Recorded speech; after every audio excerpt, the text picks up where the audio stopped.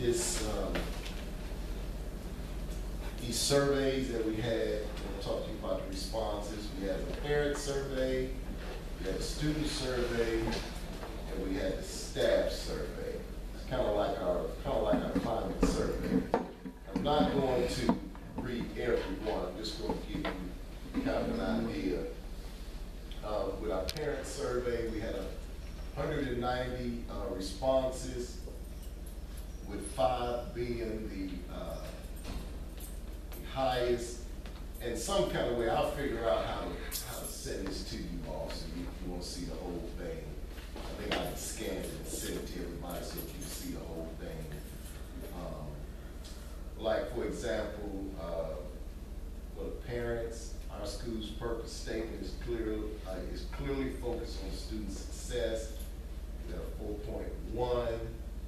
We had only a few disagree or strongly disagree. So the majority of people either strongly agree or agree. And it says, then when you go to governance and leadership, our school's governing body operates responsibly and functions effectively. We had a few, we didn't even have, we were like 0.97 strongly disagree with a few people. And you know, when you have these surveys, it doesn't, you're always gonna have some people that disagree, some people that strongly disagree. And I find out even amongst, even with us, it's the same way. You still have people that just feel like everything you have to disagree or strongly disagree with. So that's just the nature of surveys. You look at things that people disagree or strongly disagree, things that people are neutral on, and you always try to improve. But we're around the 4s, the high 3s, 391 in different parts. So it's not too bad. So I figure out a way to get this out to you. Our school has high expectations for students in our class. We were at a 4.01. Again, because you had a few that disagreed and strongly disagreed. But we're not in the 2s and the 1s. We were down in there and be something to worry about. But that's just a quick overview of the parents' response. Student responses, we had 712 students respond. Stuff like in my school, programs and services are available to help me succeed. Of course, we had an strong showing and strongly disagree, a better showing and agree. Some were neutral, and then, of course, 1.69 disagree, 1.43 strongly disagree, some not applicable, so I guess it didn't apply to him. Things like in my school, a high quality education is offered. We got an overall score of 3.96 out of 5. In my school, all students are treated with respect. We've got a 3.15 in that. And that's kind of the students' reply. And if I remind you, as far as a part of the TEKS survey is a student thing. We all that was here that's familiar with this. We dealt with that last year on, and of course it's used to just give us an idea of how the students feel about what's going on in their classes. So don't forget that in our treatment of the students. We also remember in our in the beginning of the year and the end of the year thing with Dr. Hinton, the biggest thing was teachers feeling disrespected and students feeling disrespected. So we're still working on what is respectful.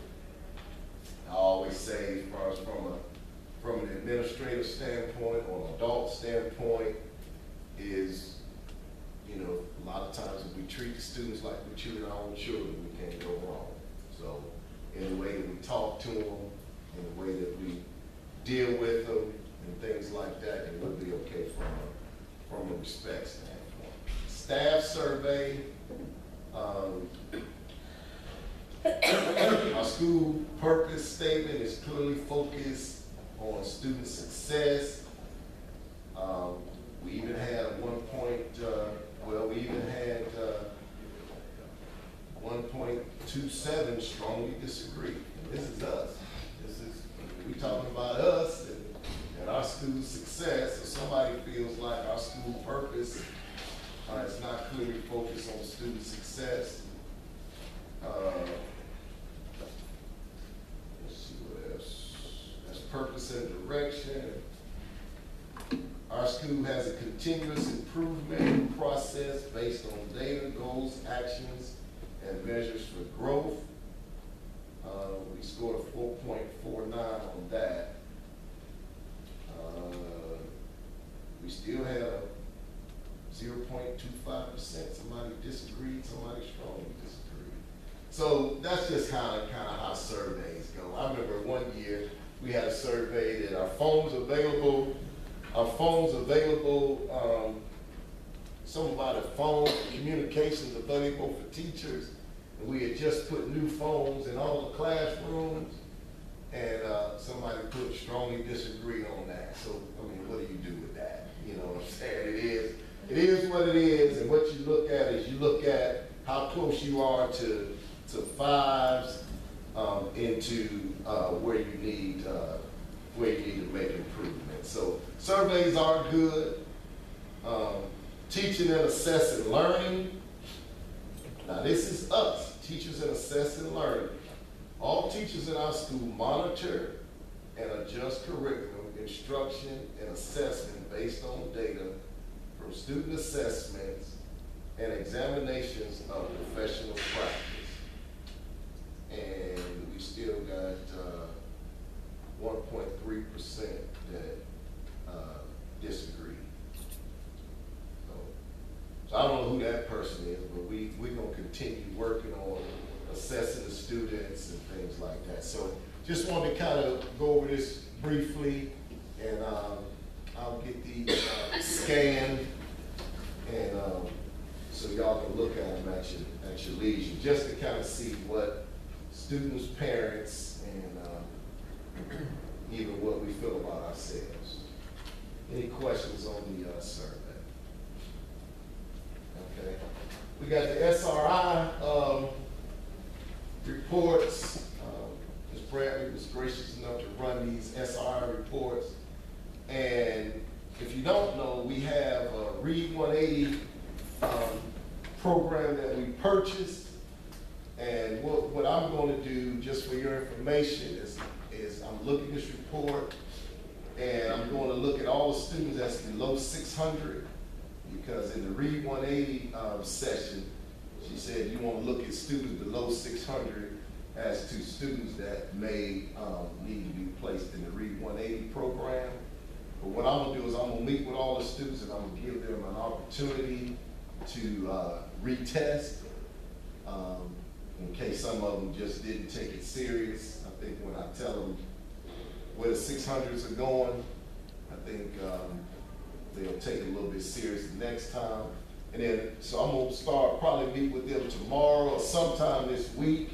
And then I'm going to set up for them to retest.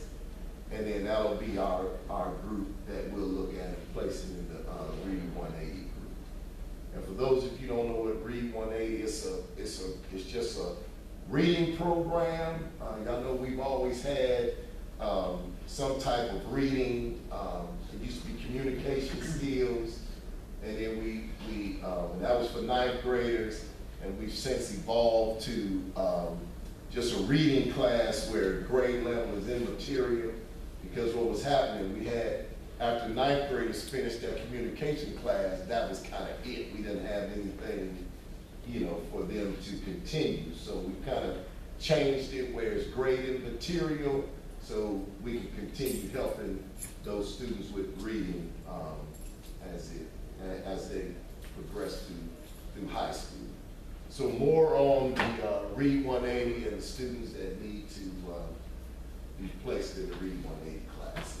And Dr. Gray, Ma'am. the Read 180 stuff is in the media center if anybody wants to look at it. Some of it's pretty interesting to look at, but Miss Brown, I'm working on that stuff and hope I'll have it ready in give me a couple more days. Thank you. And it's a whole, I mean, they got their own curriculum, they got their own lesson plans, and it's a whole, it's basically a whole program on, and it's supposed to help increase students' lexiles and reading. Okay. We about have all of our SLOs done. I think we're doing makeups and we're grading now. So we're about ready to close out the pre-test on SLOs. I know our SRIs, as far as that's done, and the English department has graciously placed those Lexile scores in the computers. We have almost put all of our reading strategies in through PLCs. We got one read, learn, and discuss that the ones that's with Ms. Watts are going to get familiar with that this week.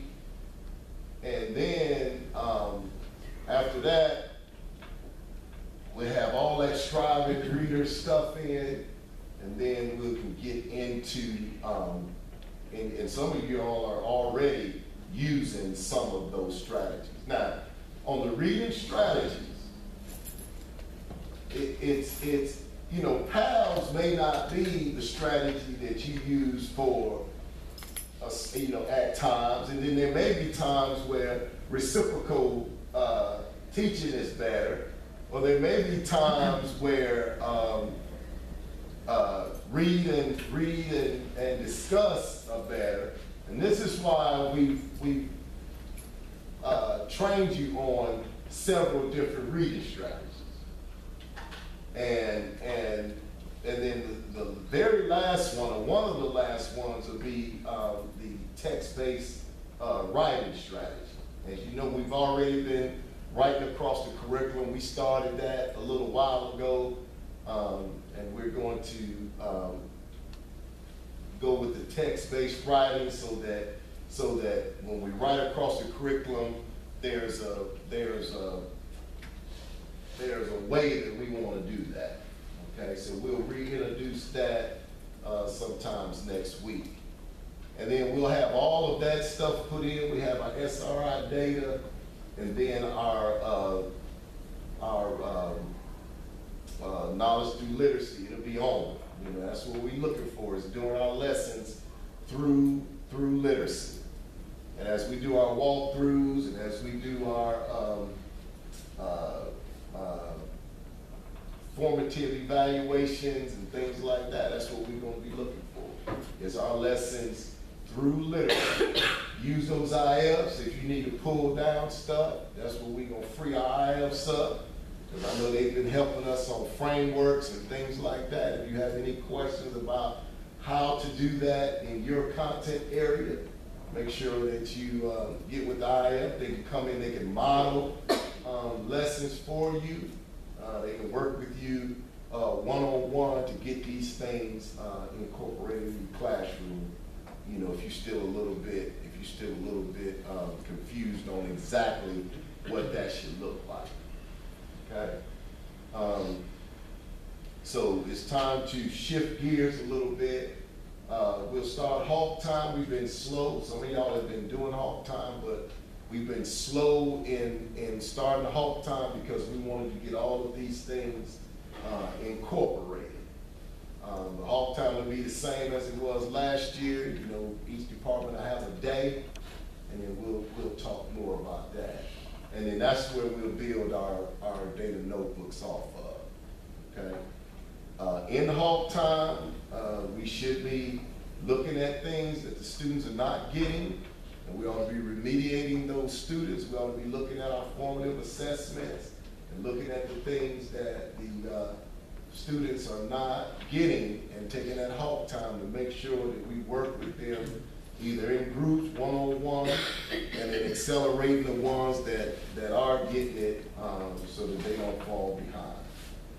And then keeping that halt time data so that when SACs come in or we need to have a parent conference or whatever, then that's the data that we bring to the parent conference. Because we don't come to parent conferences empty-handed. We need to have those artifacts, and we need to have those things that when it's a question about a student's grades, we're able to show all the things that we're doing to help these students get to where they need to get. All right. None of this stuff is new. This is what we've been doing. I know we've been a little slow in starting halt time, but I will let you know but I want to get all this training in, want to get these strategies in, want to get these SRI reports in, want to get these Lexile scores in, want to get this SLO pre-testing out of the way, and we're a little bit over halfway in the 9 weeks, and most of this stuff is in. So we should be ready to just go full speed ahead with this whole literacy thing. And just as a reminder, the whole literacy thing is taking away all the guesswork. We don't have to, research shows that if they got this literacy thing down, if they can write about it, they know it, if they know the vocabulary, then they understand. I've been in several classrooms. You all are doing a good job of writing those standards and making sure that they understand what these terms mean. Because I'm telling you, whether it's a cultural thing, whether it's where you grew up at or whatever, certain words have different meanings to certain people. And that's just the way it is. So if we don't talk about it and have the students talk about it. I was in several classes today where the teachers talked through the standard and then had the students explain to them exactly what those words meant. And that's nothing new. That's language of the standard, but we're putting a little more emphasis on it so that when they take the milestone, they understand what that word means and in the proper context of what that word means, not something that's slang. Any questions? Any concerns? Anything that needs to be brought to our attention? Any concerns about the direction that we're going in? Any questions? Ms. Hart, you have anything? I do. Those of you having the online SLOs, once you go in, you know how we were grading them today, it takes 24 hours for that to load and add to the score that's on there. So don't try to do that and then go and enter your scores into Infinite Campus because you won't have the right score yet. Does that make sense? Give it 24 hours to load. Okay?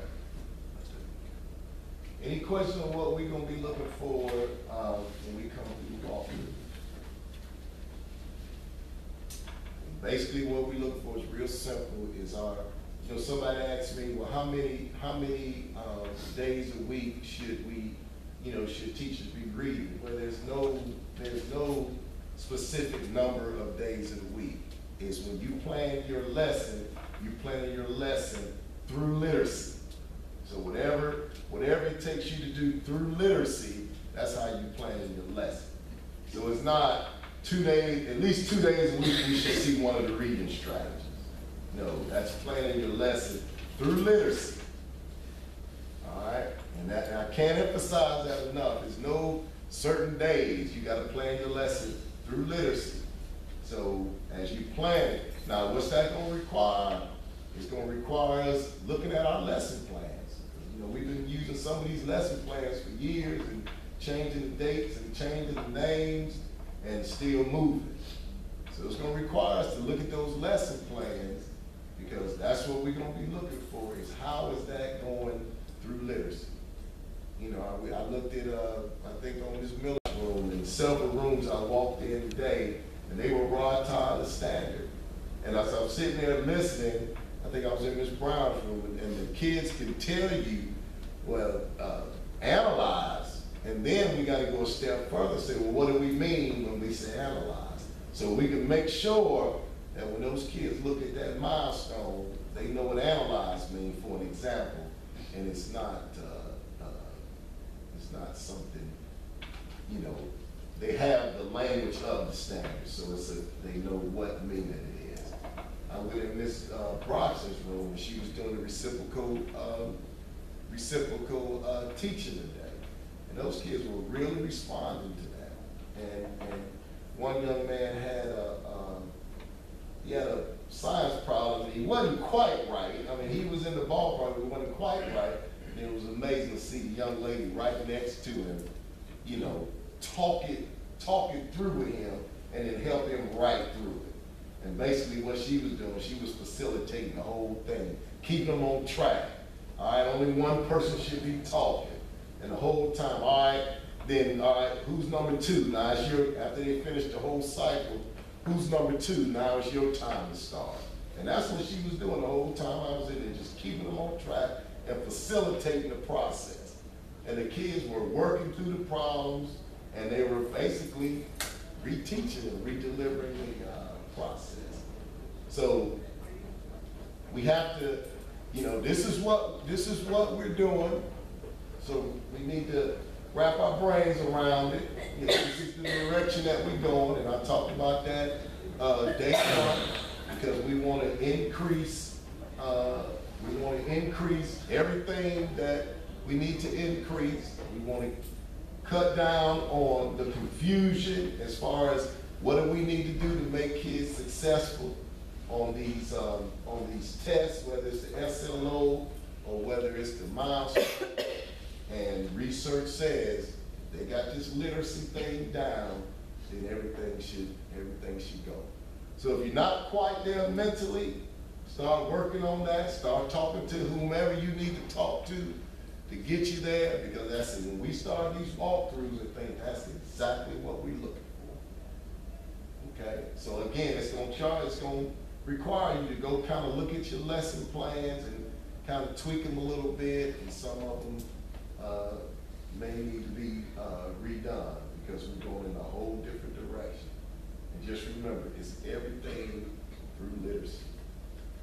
All right, we'll talk more about Hawk Time and the direction we want to go with that, especially with my elective classes. We may do something a little different.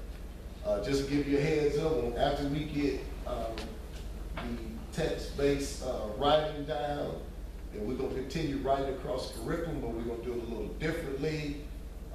Other than of course English language arts, y'all write, you know, all the time, and that's kind of what you do. But for us going across the curriculum, we're just going to do it a week. We're just going to write a week and just rotate it.